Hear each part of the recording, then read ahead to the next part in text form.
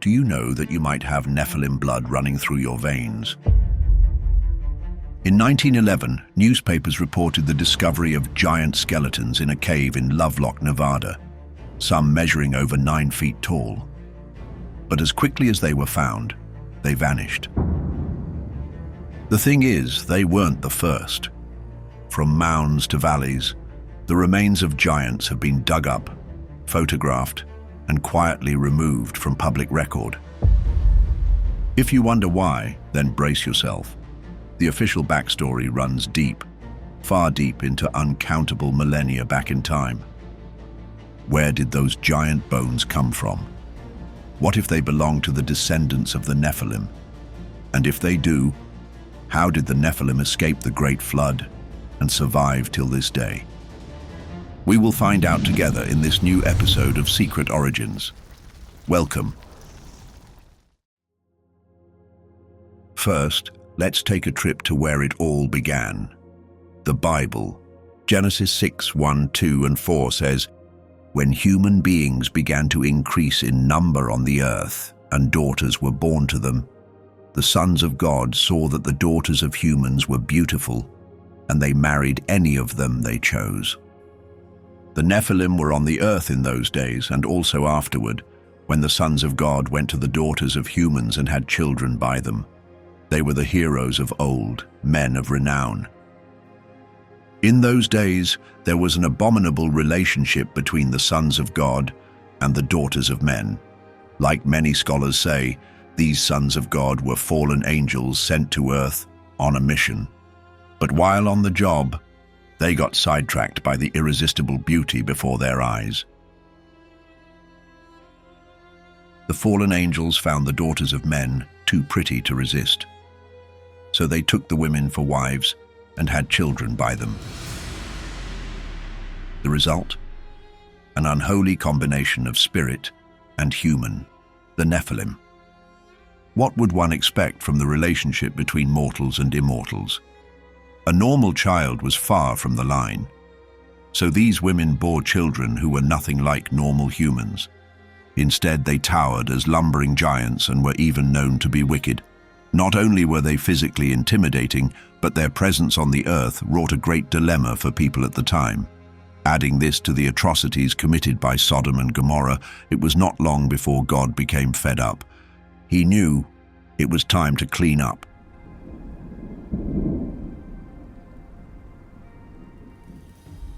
So in Genesis 6:17, God said to Noah, "I am going to bring floodwaters on the earth to destroy all life under the heavens, every creature that has the breath of life in it. Everything on earth will perish." After this announcement, God instructs Noah about the building measurements to follow as he worked on the ark. And once the ark was completed, the disastrous flood came along, wiping out every form of life, all except those in the ark. But many centuries later, we see something strange in the Bible. Strange enough to make us question the Great Flood and the information provided about it. We see Goliath of Gath, a Philistine soldier who derived joy from taunting the Israelites and instilling fear in their armies. But Goliath was no ordinary warrior. He was a towering giant. The Bible describes his height as 6 cubits and a span. For context, this translates to roughly 9 feet 9 inches. Can you believe that? This lumbering giant was too terrifying to look at, and he challenged the Israelites for a long while. Since his figure does not match that of normal humans, the concerns started brewing in the background. How does Goliath exist after the flood wiped away the Nephilim? What if the Nephilim bloodline was not entirely eradicated by the Great Flood?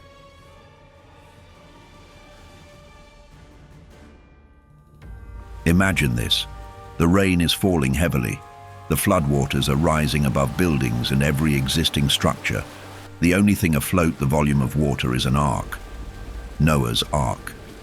This large boat carries the last refuge of uncorrupted humanity and floats atop the world that is being wiped clean. However, beneath the surface of this divine plan, there might have been a loophole. One that reveals that maybe not everyone on that ark was uncorrupted. one or more carried the Nephilim bloodline aboard. According to the Jewish text called the Book of Jasher, Noah had 3 sons: Shem, Ham, and Japheth. While this information is not new, the Book of Jasher reveals that the 3 sons of Noah were already married before the ark was built, but nothing is said about their wives. We know nothing about the women whom the sons of Noah married. No names, no lineages, and no origin stories. Just 3 anonymous women brought aboard. Could it be that one or more of these women carried Nephilim DNA? What if they were not giants themselves, but mere carriers of a diluted strain? Think about it. There were countless unholy unions between fallen angels and the daughters of men. Many rabbinic commentaries suggest that Ham's wife may have descended from one of these unholy unions. And for a bigger catch, what if it wasn't just Ham's wife, but his brother's spouses as well? This would mean that the ark did not just save the lives of Noah's family, but also preserved the very bloodline God intended to destroy. And this is where things get interesting. Genetic dilution. This means that traits don't just vanish in one generation. What if the Nephilim DNA has been passed down in trace amounts through the ages? Although dormant, it is still present, re-emerging in sudden ways. You see it in abnormally tall stature, unusual strength, and psychological anomalies. Perhaps the flood did not end the Nephilim story. What if it restarted it?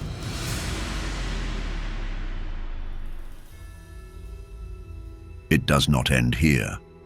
When we consider what happened after the flood, the theory gains even more traction, specifically what happened with Ham, Noah's youngest son. In Genesis chapter 9, we are told that Ham saw his father's nakedness while Noah was drunk with wine. Not only did he witness the sight of his father's nudity, but he shared it with his brothers. When Noah was sober, he became furious and cursed Canaan, the son of Ham. In his words, "Cursed be Canaan, the lowest of slaves will he be to his brothers." Since the Bible does not explain why such a harsh punishment was given for an offense so vague, it seems that there was more to the pronouncement. Many researchers believe that the curse was not about disrespect. Rather, it represents bloodline contamination, with the Nephilim ranking high in that regard. How, you ask? Centuries later, we see the Canaanites, the descendants of Canaan, son of Ham, producing giant offspring as well. In no time, the children of Israel began to encounter Anakim and Rephaim, a tribe of giants descending from the Canaanites. We see this when Moses sent Hebrew spies to look over the land of Canaan. Their report was chilling. In Numbers chapter 13, 31-33, they reported, "We can't attack those people. They are stronger than we are." And they spread among the Israelites a bad report about the land they had explored. They said, "The land we explored devours those living in it. All the people we saw there are of great size. We saw the Nephilim there. The descendants of Anak come from the Nephilim. We seemed like grasshoppers in our own eyes, and we looked the same to them." Wait, did they say Nephilim? You heard that right, Nephilim. And this happened centuries after the Great Flood, which was meant to wipe out every trace of the Nephilim from Earth's surface. The spies testified that they saw the descendants of Anak who came from the Nephilim, and they lived in Canaan, Ham's land. This brings us back to the curse laid on Ham after he saw his father's nakedness. What if the curse was not random? Could it be that it was the result of a hidden inheritance? One dormant gene passed through his wife and manifested again in the post-flood world. If not, do we call it a coincidence that the land of Canaan became the hotspot for giants? Or did the Nephilim DNA that thrived on the ark finally find room to grow again?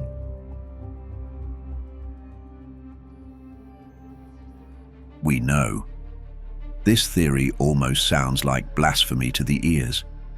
Else, what do you call Noah's lineage that was described as perfect in Genesis 6:9? It was said that Noah was perfect in his generations.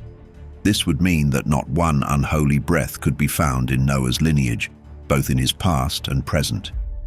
In addition, we see how infuriated God was over the abominable relationship between the sons of God and the daughters of men. We see this expressed anger of God in more apocryphal texts, like the Book of Enoch. In the Book of Enoch, chapter 10, verse 11 to 13, we read, "And the Lord said unto Michael, Go, bind Semjaza and his associates who have united themselves with women, so as to have defiled themselves with them in all their uncleanness. And when their sons have slain one another, and they have seen the destruction of their beloved ones, bind them fast for 70 generations in the valleys of the earth, till the day of their judgment and of their consummation, till the judgment that is for ever and ever is consummated." This is how angry the Lord was towards the union between the fallen angels and women on the earth. So the question remains, if God was this furious against the Nephilim, why would he let any trace of them survive through the great flood? The answer is no reason. It makes no sense. If he let them survive, it would mean that the entire point of the flood was a waste. The great flood was made to be a divine reboot and not a half-hearted cleanse. Other theorists argue that if the wives of Noah's sons were tainted, God would have rejected them too. Since the passengers of the ark were deliberately selected for their purity, the theory of the Nephilim surviving till this day through the ark seems like a flop. But if this theory is wrong, why do giants still reappear after the flood? Why does Goliath exist? Why did Og of Bashan reappear? Well, maybe the corruption did not come back through Noah's ark. Instead, maybe it never left in the first place.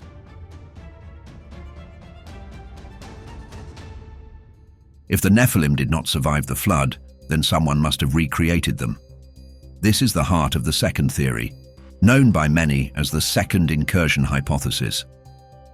According to the apocryphal Book of Enoch and Book of Jubilees, a group of divine beings came to earth in the days before the flood. They were known as the Watchers. Like we see in the Bible, the Watchers in the Book of Enoch took an uncommon liking to the women of the earth. And they did not stop there. Instead, they proceeded to marry human wives and produce hybrid offspring. In the words of the apocryphal book, they corrupted creation with forbidden knowledge. While it is true that the Lord sent the flood to wipe out their atrocities from Earth's surface, there might be more to it than what we ever knew. What if not all the Watchers were destroyed or imprisoned? This comes up as a valid idea, because in Enoch chapter 10, verse 9, we read, "And destroy the children of fornication, and the children of the Watchers from amongst men, and cause them to go forth. Send them one against the other, that they may destroy each other in 10 battle, for length of days shall they not have."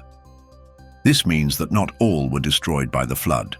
Some were turned against themselves in battle.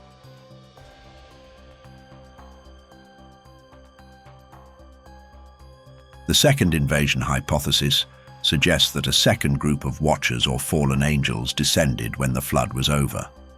Not only did they return, but they also restarted the unholy matrimony between divine beings and daughters of men. This would explain why giants suddenly show up in Numbers 13, making the Israelite spies say, "We saw the Nephilim there, the descendants of Anak. We seemed like grasshoppers in our own eyes." It would also explain the troubling consistency of giant tribes across Canaan, that is, the Rephaim, Emim, and Zamzumim. If there was a second angelic rebellion, then the Nephilim did not survive the flood in the first place. They were recreated.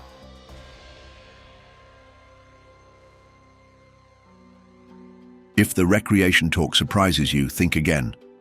The Bible is not the only book that hints at this. In ancient Mesopotamia, their texts speak of a group called the Apkallu. These are half-human, half-divine sages who brought civilization to humanity after a great flood. Like the Watchers, The Apkallu descended from the gods, married human women, and were punished by the chief deity, Enlil. But guess what? After the flood, new Apkallu emerged. This brought about a second wave of divine human hybrids. There is a god called Enki, who is known as the trickster god of wisdom. In his case, Enki defied the will of heaven to share forbidden knowledge with mankind. In some versions, he survives the flood. In others, he returns. So we see that nearly every ancient culture has a version of this pattern. Destruction by a flood, followed by a return of divine beings. What if it were the same with the Nephilim? However, there is a huge deal breaker. In the book of Enoch, we are told that the original watchers were punished and bound beneath the earth until the day of judgment. Some were thrown into a dark abyss, locked and guarded by archangels. If this is true, how could they return? This led many scholars to argue that there was only one rebellion, one invasion alone.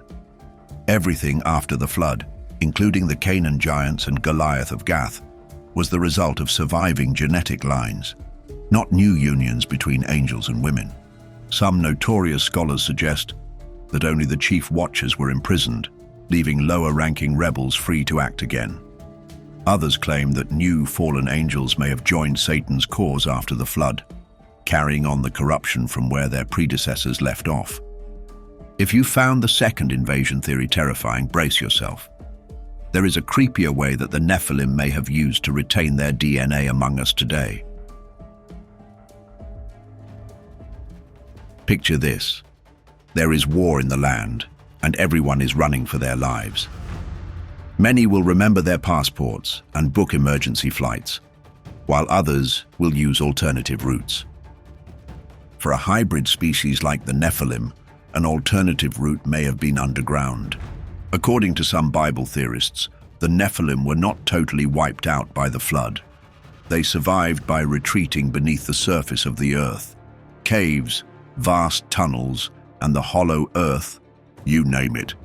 The story of giants hiding underground is old news and universal. In Tibetan and Hindu lore, there is a hidden realm beneath the Himalayas called the Shambhala. Even the 19th century Agartha myth describes a sub-world ruled by citizens of terrific size and wisdom. Are these all a coincidence or scattered pieces of the truth? What if the descendants of the Nephilim escaped to the only place the floodwaters couldn't reach? It gets even more interesting with the Lovelock story. In Lovelock, Nevada, a small cave near the Humboldt River became the epicenter of one of North America's most bizarre archaeological controversies. 1911. The year when guano miners stumbled upon thousands of artifacts, baskets, tools, bones, and something else. They found massive skeletal remains. According to early reports, these skeletons measured over 9 feet tall, with red hair still clinging to the skulls.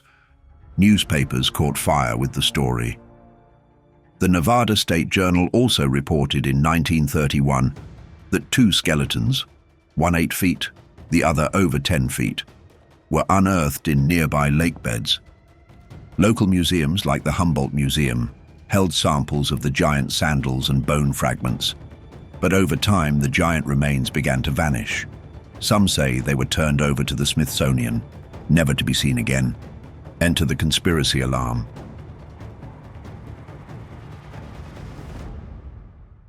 What if a cover-up took place? With the government wanting to preserve the official narrative that giants never existed to start with, it is no surprise that the giant discovery stories are quickly buried. We know it too. If one giant skeleton were confirmed as genuine to the public, it could force history, science, and even theology to rewrite their stories. And this is too much work for those in power.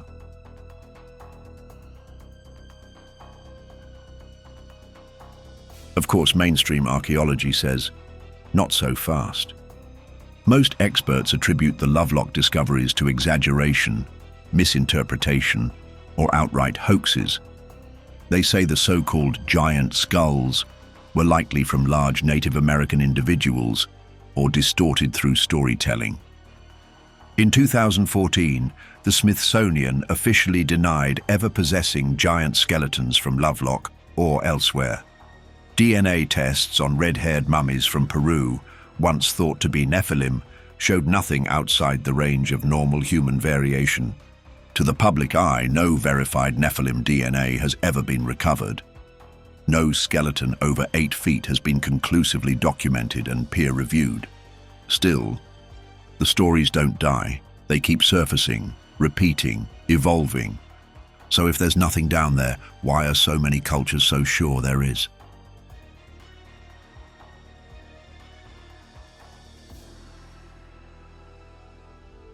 What if everything we've assumed so far is wrong? What if the Nephilim were never fully physical to begin with? Some researchers and theologians propose a radical theory. The Nephilim were not just hybrid flesh and blood beings. They were spiritual entities, conscious beings not bound by death, flood, or decay. In other words, they didn't survive the flood because of genetics. They survived because you can't drown a spirit. According to Enoch and writings from early Jewish mysticism, the Nephilim's physical bodies were destroyed, but their spirits were not. Instead, they became restless, malevolent forces, doomed to wander the earth. This matches the description of demons in multiple ancient traditions, disembodied spirits seeking hosts.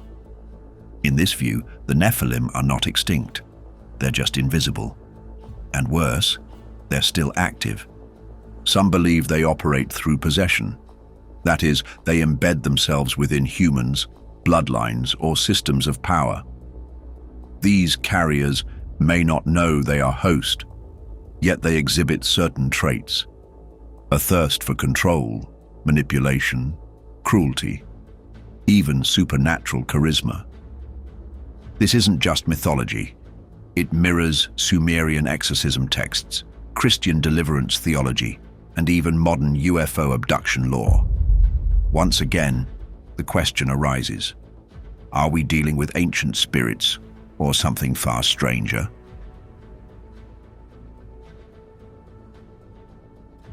But what if the Nephilim influence doesn't require literal possession? What if it's deeper, built into our very psychology? Some researchers have turned to the idea of genetic memory.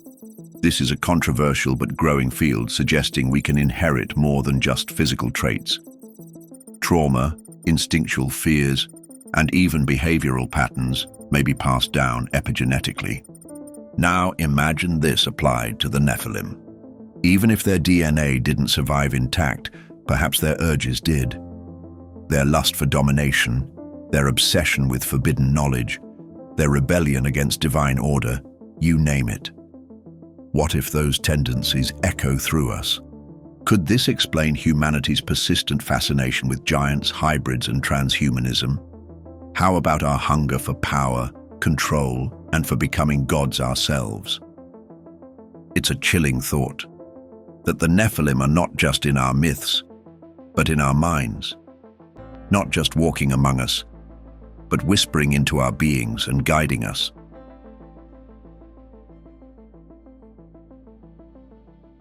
But of course, mainstream scientists dismiss this entirely.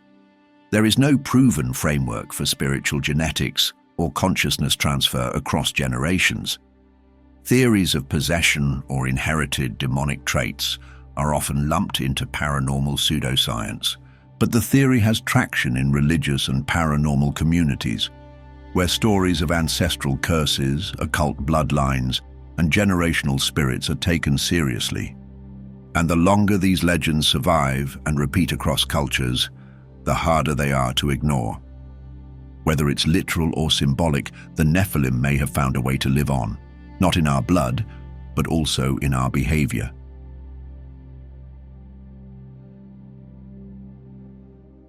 So, maybe the Nephilim never left at all. Maybe they just changed form. What do you think? Which theory seems most likely to you? The underground escape, the second incursion, or something else entirely? Tell us in the comments and leave a like. And if this got you thinking, you have to see our video on the Watchers next. It ties everything together. Keep your minds open, and until we meet again.